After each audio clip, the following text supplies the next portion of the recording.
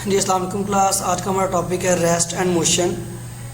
Rest and motion are two important defines that are mostly asked in short questions.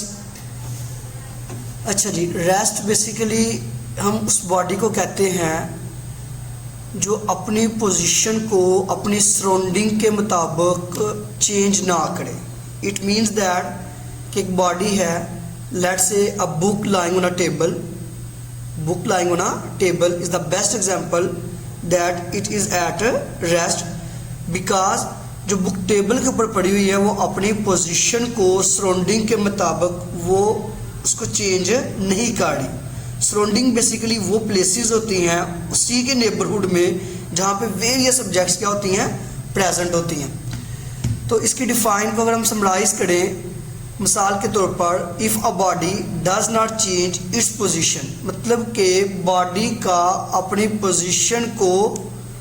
Position को change ना करना with respect to its surrounding, it is said to be at rest. जैसा कि ये figure 2.5a में दिखाया गया है, a boy sitting on a bike is the best example that he is at rest. क्योंकि ये लड़का जो है अभी बाइक पे बस बैठा हुआ है, इसने भी जस्ट बाइक स्टार्ट नहीं की हुई, ये जस्ट उस पर बैठ के उसने एक पिक्चर की कैप्चर करवाई हुई है। अब वो अपनी सराउंडिंग के मुताबिक, उसके सराउंडिंग में ट्रीज़ हैं, ग्राउंड है, इलेक्ट्रिक पोल्स हैं, डिफरेंट ऑब्जेक्ट्स हैं, लेकिन वो अपनी सराउंडिंग के मुताबिक अपनी पोजीशन को चेंज ही नहीं कर रहा। इट मीन्स दैट फिर हम कह सकते हैं कि वो ही इज़ एट द रेस्ट। जैसे मैंने आपको फर्स्ट पे ही एग्जांपल दी थी कि book lying on a table is at rest, क्योंकि जो बुक पड़ी हुई है टेबल पे वो भी किस पे है, रेस्ट पे।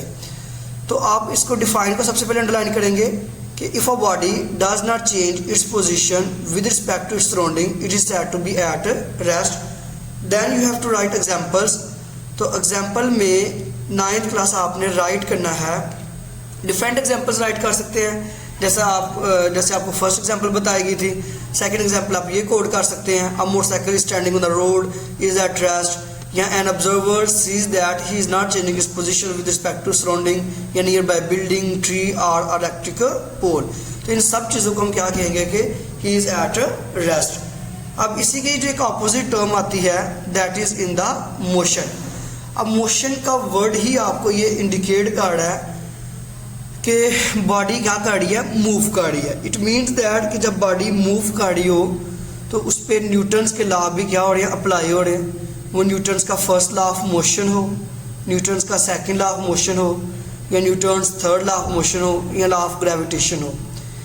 तो इसमें सारे के सारे लॉज भी क्या हो रहे हैं, एप्लीकेबल हो रहे हैं। अगर हम इसकी डिफाइन को फर्स्ट ऑफ ऑल देखें, इसकी डिफाइन में लिख रहा है कि अगर एक body, if a body continuously mean कि स्टडीली चेंजेस इट्स पोजीशन, अपनी पोजीशन को चेंज कर रही है with respect to its surrounding, अपनी सराउंडिंग के मुताबिक, it is said to be in motion. तो उस ऑब्जेक्ट को हम किसका नाम देंगे, मोशन का। इट मीन्स दैट कि जब बॉडी कोई मूव कर रही हो और अपनी पोजीशन को भी चेंज कर रही हो अपनी सराउंडिंग के लिहाज से, तो उसको हम किसका नाम देंगे, मोशन का।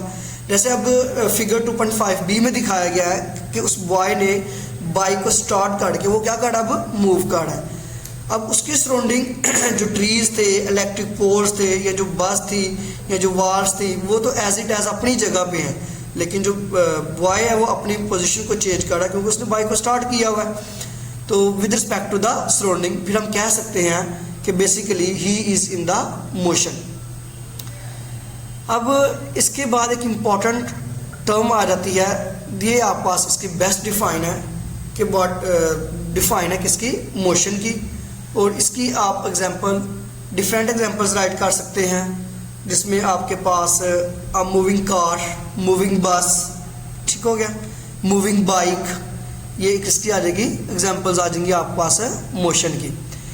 अच्छा, कहा जाता है, एक इम्पॉर्टेंट शॉर्ट क्वेश्चन भी पूछा जाता है आपसे कि जो स्टेट ऑफ रेस्ट या मोशन है वो ऑलवेज रिलेटिव कैसे होती है, जिसको मैंने अब टिक की है ना, ये वाला शॉर्ट क्वेश्चन अक्सर पेपर में आ जाता है कि द स्टेट ऑफ, स्टेटमेंट भी आप पास यही होगी कि द स्टेट ऑफ रेस्ट और motion of a body is always relative. It means that कि आपके पास जो रेस्ट और मोशन की जो स्टेट है वो क्या होगी, हमेशा रिलेटिव होगी तो हम इसको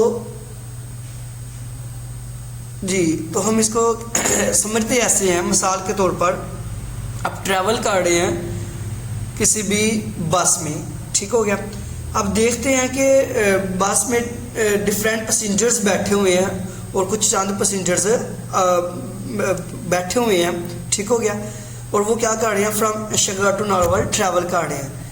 अब देखा जाए तो जो बस के अंदर पैसेंजर्स बैठे हुए हैं वो बेसिकली किस स्टेट में है। अगर वो उनकी स्टेट देखी जाए उनकी सराउंडिंग के मुताबिक तो वो तो जनाब किस स्टेट में है, रेस्ट स्टेट में है। अब कोई बाहर पर्सन खड़ा उसी बस को ऑब्जर्व कर रहा है, इट मीन्स दैट जो ऑब्जर्वर उसको देख रहा है उसके मुताबिक with respect to him train भी बस भी मूव कर रही है और जनाब उसके अंदर पैसेंजर्स बैठे हुए वो भी मूव कर रहे हैं। इट मीन्स दैट कि जो आपके पास फिर जो स्टेट ऑफ रेस्ट या मोशन हुई वो क्या हुई, रिलेटिव हुई। यानी कि बस के अंदर पैसेंजर्स का बैठना और from one place to another place move करना वो तो एक दूसरे के मुताबिक रेस्ट पे हैं, अपनी सराउंडिंग के with respect to their surrounding rest पे हैं। लेकिन with respect to the other observer जो कि बाहर खड़ा है उसको देख रहा है स्टैंडिंग ऑन द प्लेटफॉर्म, उसके मुताबिक तो दोनों ही चीज़ें मूव कर रही हैं, ठीक हो गया। तो इट मीन्स दैट फिर हम कह सकते हैं कि जो स्टेट ऑफ रेस्ट या मोशन है वो क्या होती है, ऑलवेज रिलेटिव होती है। अगर आपको एक क्वेश्चन शॉर्ट क्वेश्चन पेपर में आए तो इसका आपने आंसर राइट करना है। A person from here, a person standing in the compartment of a moving train. Compartment of a moving train से मुराद के मूविंग ट्रेन के किसी भी खाने में is at rest with respect to other passengers, कि जैसे दूसरे पैसेंजर्स बैठे हुए हैं सेम वैसे ही वो बैठा हुआ है अपनी सीट पे। इन द कंपार्टमेंट, अपने कंपार्टमेंट में, अपने ठीक है बॉक्स में जहाँ भी एज इट वहाँ बैठा हुआ है। But he is in motion with respect to an observer, लेकिन ऐसा ऑब्जर्वर जो उसको बाहर खड़ा होकर देख रहा है उसको ऑब्जर्व कर रहा है उसके मुताबिक वो किस में है, मोशन में है। But he is in motion with respect to an observer standing on the platform of a railway station. तो ये आपके पास इसका आंसर बनेगा। अगर आपके क्वेश्चन पेपर में आए तो then you can write this answer.